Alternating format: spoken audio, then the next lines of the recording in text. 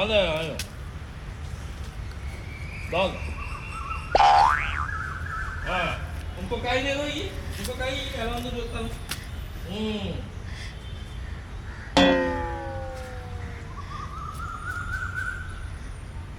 ఇప్పుడుకి అరవరకు తిన్నారండి.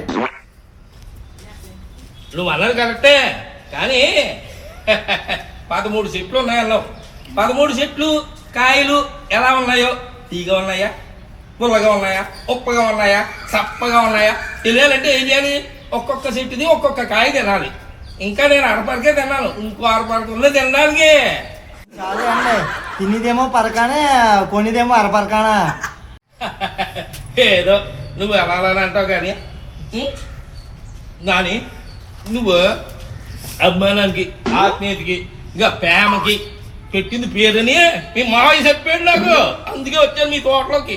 వచ్చిన తర్వాత నీ ప్రేమ ఎంత ఉందో, అభిమానం ఎంత ఉందో, ఆత్మీయత ఎంత ఉందో, ఈ మామిడి పళ్ళలో ఎంత తీయగా ఉన్నాయో అది కూడా నీ మనసులో ఉంటుందని ఆలోచించి చూస్తాను రుచి.